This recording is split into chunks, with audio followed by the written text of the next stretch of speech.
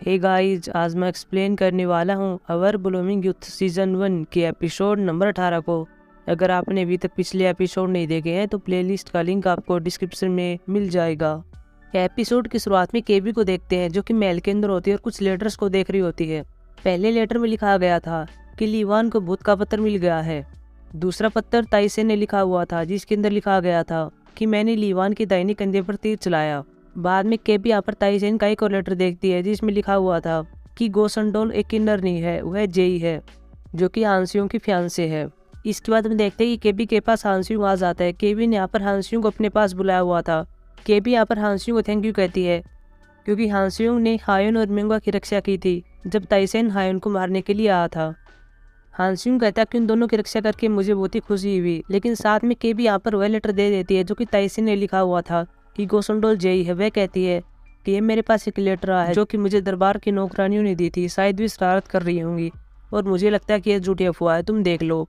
और बाद में हांसियों देखता है। हांसियों को यहाँ पर विश्वास हो जाता है कि यह जेई है क्योंकि बाद में केबी उसको विश्वास दिला देती है। वह कहती है कि लीवान एक लड़की को जो कि किन्नर नहीं है उसको किन्नर कपड़े पहनाकर अपने पास रख रहा है।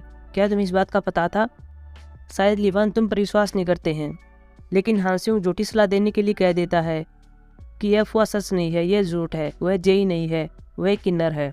इसके बाद उस सीन को दिखाया जाता है जो कि मैं एपिसोड 17 के लास्ट में दिखाया गया था, जहाँ पर ताइगेंग ने जेई का गला पकड़ा हुआ है और वह उसे मारने वाला था। लेकिन तभी हम देखते हैं यहाँ पर लीवान आ जाता है और वो ताइगेंग से कहता है कि पीछे हट जाओ। बाद में ताइगेंग पीछे हट जाता है और वह लीवान के पैरों में पड़ जाता है, कहता है कि मुझे माफ़ कर देना, मुझे पता नहीं क्या हो गया था। बाद में जेई कहती कि यहाँ पर इसका जुड़वा था और मैं उसे पकड़ना चाहती थी लेकिन इसने मुझे पकड़ लिया, इसने मुझे जाने नहीं दिया और मुझे लगता है कि यह भी उसके साथ मिला हुआ है। लेकिन अब यहाँ पर ताइगेंग कहता है कि ऐसा नहीं है। वह कहता है कि मैं बायोक्चन से था।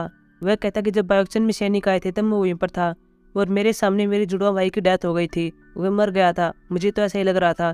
लेकिन अब मैंने पहली बार मेरे भाई को देखा था इसलिए मैं उसे देखकर हैरान हो गया था और मेरा मकसद जेई को मारना नहीं था। लीवान कहता है कि तुमने मुझे बताया क्यों नहीं कि तुम बायोक्चन से हो। ताइगेंग कहता है कि जैसा कि आपको पता है कि यहाँ से बायोक्चन के सभी लोगों को बाहर निकाल दिया गया था, तो मुझे डर लग रहा था कि मुझे भी यहाँ से बाहर कर दिया जाएगा, इसलिए मैंने आपको नहीं बताया। बाद में लीवान कहता है कि ठीक है, कोई बात नहीं। वह उसे कहता है कि तुम कुछ दिनों के लिए छुट्टी ले लो और यहाँ से चले जाओ, मुझे तुम पर विश्वास है, तुम जो भी करोगे सही करोगे। बाद में ताइगेंग कहता है कि ठीक है। इसके बाद गारम को देखते हैं जो कि मेन उड़ांग में होती है और एक फ्लैशबैक सीन को याद करती है जहाँ पर वह जेई के घर पर नौकरानी थी और जेई के पिता मिन हो एक रेड कलर से एक पैटर्न को बना रहे थे। गारम सोच रही है कि उस दिन क्या बना रहे थे।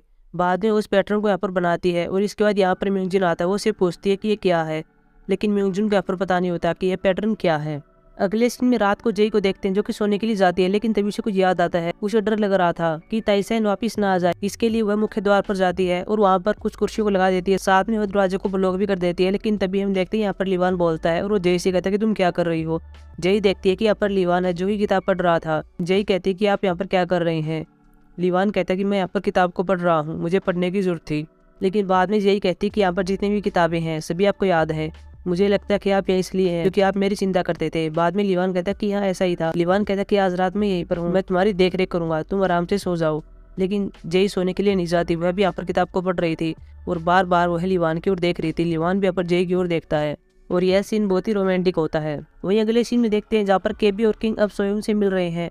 लीवान की यहाँ पर सोयोन से शादी होने वाली है और इसीलिए केबी यहाँ पर सोयोन से मिलती है। इसके बाद में बोक्सो और मैंडी को दिखाया जाता है जिनके पास एक और तीर आती है। उसके अंदर भी लेटर होता है और इस लेटर के अंदर ये लिखा गया था कि घर जाने का वक्त आ गया है। लेकिन अब की बार बोक्सो और मैंडी उसे कहती कि मैं तुम्हारे साथ भी चलूंगी। वह कहती कि मैं तुम्हारा यहाँ पर हर रोज इंतजार करती हूँ कि तुम कब वापस आओगे, मुझे चिंता होती रहती है, लेकिन मुझे तुम्हारे साथ जाना है। मैंडियोक भी यहाँ पर मान जाता है कि ठीक है, तुम मेरे साथ चलो। अगले सीन में गारम और म्यूजिन को देखते हैं जहाँ गारम दल रहा है और उसके भाई के लिए कपड़े लाई थी और ये कपड़े इन दोनों को बहुत ज्यादा पसंद आते हैं। म्यूजिन यहाँ पर गारम से कहता है कि तुम ये कपड़ा कहाँ से लाई थी। गारम कहती कि स्कॉलर पार्क ने मुझे कपड़ा दिया था, उसने मेरे लिए और मेरी लेडी के लिए ये कपड़ा दिया था। लेकिन बाद में गारम को समझ में आता है कि ये मैं क्या बोल गई, उसने यहाँ पर मेरी लेडी बोल दिया था, यानी कि वो यहाँ पर जेई की बात कर रही थी। गारम यहाँ पर अपनी बात को पलटना चाहती है, लेकिन अभी यहाँ पर म्यूजिन कहता है कि मैं जानता हूँ कि तुम गारम हो जो कि जेई के घर पर काम करती है और गोसंडोल जेई है, मैं सब जानता हूँ, लेकिन मेरे पास भी एक सीक्रेट है। गारम कहती है वो क्या है। अब वह कहता है कि स्कॉलर पार्क नहीं है। गारम पूछती है तो वो क्या है, लेकिन यहाँ पर म्यूजिन बताता नहीं। वह कहता है कि अगर मैं बता दूंगा तो वह मेरा दोस्त नहीं बनेगा। फिर मुझे किसी और नाम से उसे पुकारना होगा। बाद में गारम समझ जाती है और कहती है कि क्या वह लीवान है। म्यूजिन यहाँ पर गारम को चुप होने के लिए कहता है। गारम यहाँ पर समझ जाती है कि वह लीवान ही है। म्यूजिन यहाँ पर कहता है कि मेरी माँ मुझे बता रही थी कि मेरी शादी जिस लड़की से होने वाली थी, जो कि मंत्री की लड़की थी, उससे एक लड़की मिली थी जो कि मंत्री की लड़की से कह रही थी कि तुम म्यूजिन से शादी मत करना, मैं उसे पसंद करती हूँ और मुझे लगता है कि वो तुम ही थी जो कि मुझे पसंद करती हो। क्या तुम मुझे प्यार करती हो? गारम यहाँ पर चिल्लाती और कहती कि ऐसा कुछ भी नहीं है, मैं तुमसे प्यार नहीं करती। अगले सीन में हम मैंड्यूक और बॉक्सुन को देखते हैं। साथ में यहाँ पर ताइसेन भी होता है। इसके अलावा यहाँ पर कोर्ट लेडी भी होती है और यहाँ पर मोंग मुजिन की समाधि होती है और उसी के लिए ये सब आए हुए हैं। जहाँ ये कोर्ट लेडी बॉक्सुन और मैंड्यूक से कहती है कि तुम्हें बहुत जल्दी घर पर जाना चाहिए, अब तुम्हारा यहाँ पर कोई भी काम नहीं है, तुम दोनों ने बहुत सी चीजों को यहाँ पर झेला है, लेकिन अब घर वापसी का समय आ गया है। अगले सीन में हम मैनी उडांग में देखते हैं, जहाँ पर गोसंडल और स्कॉलर पार्क गारम और म्यूजिन के पास आए हुए हैं और यहाँ पर गारम इनको पैटर्न दिखा रही थी जो कि उसने बनाया था और गारम ने यहाँ पर बता दिया था कि यह पैटर्न कौन बना रहा था। वह यहाँ पर मीनो का नाम ले लेती है। बाद में लीवान इस पैटर्न को देखता है, उसे समझ में आ जाता है और कहता है कि यह तो गुप्त पत्र है, इसके अंदर एक सीक्रेट कोड है। अभी सोच रहे हैं कि यह सीक्रेट लेटर है और मीनो इसको कहाँ पर भेजने वाले थे। बाद में यहाँ पर जेई और गारम दोनों एक साथ बोलते हैं कि गोसोंग के डिप्टी ये कहते हैं कि वह जेई घर पर हमेशा आता रहता था और वह मिनो से मिलता रहता था और हमें लगता है कि मिनो ने सीक्रेट लेटर उसी को दिया है। बाद में यहाँ पर म्यूजिन कहता है कि महामहिम हमें जाना होगा और हमें उस डिप्टी से पूछताछ करनी होगी, लेकिन बाद में म्यूजिन अपने मुंह पर हाथ रख लेता है और बाद में सोचता है कि मैंने क्या बोल दिया। और बाद में गारम और म्यूजिन इनसे परिचित होते हैं और बताते हैं कि हम सब कुछ जानते हैं कि आप कौन हैं।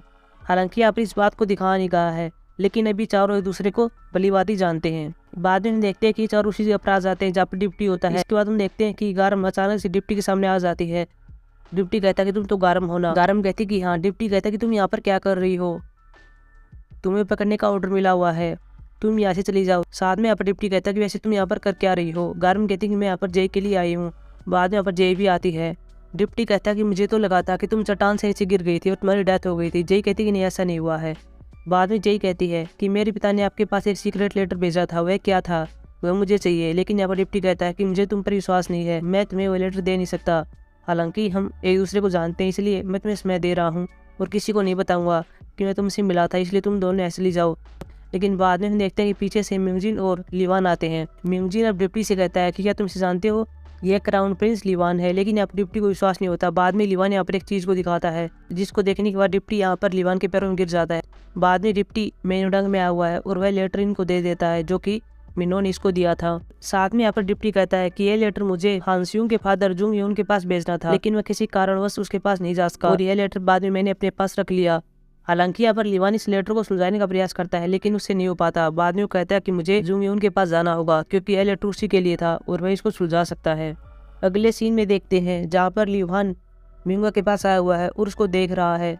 वह यहाँ पर उसके बालों को देखता है कि सफ़ेद हुए हैं या फिर नहीं हुए हैं। लीवान यहाँ पर अपने आप से कहता है कि अगर ये बाल सफ़ेद हो जाते तो मिंगा पर उन पंखुड़ियों का असर हुआ है। वही हम दूसरी और हांसियों को देखते हैं जो कि जय को देख रहा था। जय यहाँ पर एक बाल्टी को ले जा रही थी। हांसियों उसके पास आता है, उसकी मदद करता है। बाद में ये दोनों लाइब्रेरी के अंदर आ जाते हैं, जहाँ जय हांसियों से कहती है कि आपको करने की कोई भी जरूरत नहीं थी, मैं कर सकती थी। लेकिन अभी यहाँ पर हांसियों जय से कहता है कि कोई बात नहीं। बाद में हांसियों कहता है कि जिंदा रहने के लिए तुम्हारा थैंक यू। हांसियों कहता है कि तुम मेरे पास थी, लेकिन मैं तुमको पहचान भी नहीं पाया। लेकिन तभी हम देखते हैं कि जब ये दोनों बात कर रहे थे तब हम देखते हैं कि बाहर लीवान आ जाते हैं। वे इन दोनों की बात कुछ देर तो सुनते हैं, लेकिन बाद में वे वहाँ से दूर चले जाते हैं। हांसियों यहाँ पर जय से कहता है कि तुम यहाँ पर किन्नर के बेस में नहीं रह सकती, यह तुम्हारे लिए और लीवान के लिए खतरनाक हो सकता है, इसलिए तुम मेरे साथ चलो, अभी भी देर नहीं हुई है। लेकिन अभी यहाँ पर जय कहती है कि अगर मैं किन्नर बनना छोड़ भी दूँ तो भी मैं आपके पास नहीं आऊँगी, आप मेरा इंतजार करना बंद कर दीजिए। हांसियों कहता है कि तुम्हारे पिता ने और मेरे पिता ने विवाह की सहमति दे दी थी, हम दोनों विवाहित हैं। लेकिन यहाँ पर जय कहती है कि मुझे माफ़ कर देना, लेकिन मैं आपके पास नहीं आ सकती। साथ में हांसियों कहता है कि लीवान इसके बारे में कब से जानता है। जय यहाँ पर कहती है कि वो शुरू से जानते हैं, लेकिन उसने मुझे ऐसे जाने के लिए कहा था। उसने मुझसे कहा था कि तुम हांसियों के पास चली जाओ, लेकिन मैंने उसका कहना नहीं माना और जानबूझकर मैं यहाँ पर रह गई थी। बाद में हांसियों बाहर आता है जहाँ पर लीवान खड़ा हुआ था। लीवान यहाँ पर हांसियों से कहता है कि क्या तुम्हें मुझे कुछ बताना है। हांसियों यहाँ पर लीवान से कहता है कि आपने मुझे वादा किया था कि जब जय बेगुनाह साबित हो जाएगी तो आप उसे मेरे पास भेज देंगे। बाद में लीवान कहता है कि मुझे माफ़ कर देना, मैं अपना वादा नहीं निभा सका, लेकिन लड़की एक वस्तु नहीं है, यह जय की अपनी खुद की मर्जी है कि वह कहाँ पर रहेगी, हम इसमें कुछ भी नहीं कर सकते। बाद में हांसियों यह चला जाता है। तभी हम देखते हैं कि यहाँ पर लीवान जय के पास आता है जय यहाँ पर लीवान से कहती है कि आप मेहुआ के पास गए थे, क्या वह ठीक है? लीवान यहाँ पर बताता है कि मैं वहाँ पर उसके बाल देखने के लिए गया था कि वे सफ़ेद हुए हैं या फिर नहीं हुए हैं। अगर उस पर पंखुड़ियों का असर हुआ है तो उसके बाल सफ़ेद होंगे। यहाँ पर जय कहती है कि आपको पूरा भरोसा है? लीवान कहता कि हाँ, क्योंकि मोंग मुजिन के बाल भी सफ़ेद हो चुके थे और साथ में सिम्योंग के बाल भी सफ़ेद थे, तो मुझे लगता है कि ऐसा हो सकता है। जय अब यहाँ पर लीवान से कहती है कि मुझे आपको एक बात बतानी है, और यह बात हायोन ने मुझे बताई थी। उसने कहा था कि मेंगा यह बात कर रहा था कि उसने ही उन को आड़ू दिए थे, और जो अफवाहें आपके बारे में चल रही थी वे सब झूठी हैं। लीवान अब जय से कहता कि आपने मुझे यह बात पहले क्यों नहीं बताई? जय कहती मुझे माफ़ कर देना। साथ में जय कहती है कि जब मेंगा ने यह बात बताई थी तब वहाँ पर रानी केबी भी थी। साथ में जय कहती है कि वह कोर्ट लेडी जो कि हायोन को और मेंगा को बाहर लेकर गई थी, वह केबी के महल के अंदर है, उसी के लिए काम करती है। तो मुझे नहीं लगता कि उसने केबी के कहने के बिना महल को छोड़ा होगा। केबी को पता था कि हायोन और मेंगा महल छोड़ने वाले हैं, और इसीलिए जो ताइसे ने हमला किया था तो उसने हायोन अकेली को मारना चाहा, उसने मेंगा को नहीं मारा। लीवान यहाँ पर जय पर चिल्लाता और कहता कि तुम ये बात कैसे कर सकती हो? वह महारानी है, वह ऐसा कभी नहीं कर सकती, वह मेरी माँ है। जय अब लीवान से कहती है कि हम सच तक पहुँचने के लिए इन सबको नजरअंदाज नहीं कर सकते। ये बात आपने मुझको कही थी। अगले सीन सुबह देखते हैं जहाँ पर जब ये सभी मेंगा के पास आते हैं तो देखते हैं उसके बाल सफेद हो चुके हैं। बाद में यहाँ पर लीवान भी आ जाता है और अभी इस यहाँ पर देखते हैं कि मेंगा पूरी तरह से ठीक हो चुका है, वो यहाँ पर खाना भी खा रहा था। बाद में हम देखते हैं कि लीवान यहाँ पर हायोन से के लिए बात करता है और कहता है कि जब मेंगा ने ये बात कही थी कि उसने ही हायोन को आड़ू दिए थे, क्या केबी उस टाइम तुम्हारे साथ थी? और यहाँ पर हायोन हाँ भरती है, वह कहती कि हाँ उस टाइम माँ हमारे साथ थी। इसके बाद केबी को दिखाया जाता है जिसके पास वही चीज़ होती है जो कि मोंग मुजिन के पास थी, जिसके अंदर एक मछली थी। बाद में उस मछली को एक टब के अंदर डाल देती है। वहीं दूसरी ओर हम दलराय और उसके भाई को देखते हैं जो कि इसी मछली के बारे में बात कर रहे थे, जहाँ पर दलराय अपने भाई से कहती है कि उस मछली का नाम रेड फिश है जो कि हजारों सालों तक जिंदा रहती है और हर 15 दिन के बाद वो एक लाल अंडा देती है जिसको खाने से आदमी पागल हो जाता है।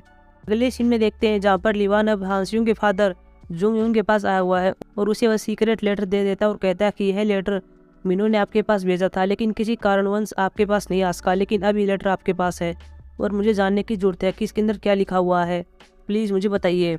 इसमें लिखा हुआ था कि आपको क्या वह नाम याद है, और यह नाम सोंग का होता है जो कि बागचल से था। साथ में इसमें लिखा हुआ था कि सोंग को 10 साल पहले एक पेड़ पर लटका दिया गया था। हमें यहाँ पर कुछ फ्लैशबैक सीन को दिखा भी जाता है जो कि हमें पहले भी देखे थे कि ऐसा ही हुआ था। अगले सीन में जय को देखते हैं जो कि अपने रूम के अंदर होती है। जब वो अपनी चीज़ों को देखती है तो उसे पता चलता है कि वो चाकू यहाँ पर नहीं है, और वो सोचती है कि मेरे चाकू से उनको क्या काम हो सकता है। इसके बाद वो भागकर लीवान के पास आती है, लेकिन लीवान वहाँ पर नहीं होते क्योंकि लीवान तो हांसियों के फादर के पास थे। बाद में वो अंदर आती है जहाँ पर एक लेटर को पढ़ती है और इस लेटर के अंदर वही शराब था जो कि लीवान को मिला हुआ था। बाद में एक किन्नर अंदर आता है और वह जय से कहता है कि तुम यहाँ पर क्या कर रही हो। जय यहाँ पर बताती है कि हाँ इनको खतरा है, मुझे यहाँ से जाना होगा, और लीवान कहाँ पर है।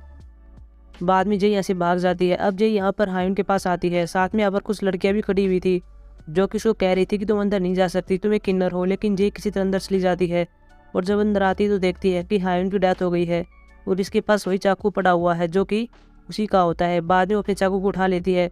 इसके बाद वे लड़के अंदर आती है और देखती है कि जय ने इसको मार दिया है। उन्हें तो ऐसा ही लग रहा था, लेकिन जय ने इसको नहीं मारा था। वहीं हम केबी को देखते हैं जो कि मेंगा के बालों को जचा रही थी और साथ में कहती है कि तुम्हारा नाम सोंग हेओन है। बाद में लीवान को देखते हैं जो कि गुप्त लेटर को लिए हुए है और वह हांसियों के फादर से कह रहा था कि ऐसा तो कभी हो ही नहीं सकता, और इसके बाद एपिसोड समाप्त हो जाता है। सो गाइस, ये थी हमारी एक्सप्लेनेशन एपिसोड नंबर 18 की। अब मिलेंगे एपिसोड नंबर 19 की एक्सप्लेनेशन में, तब तक के लिए बाय।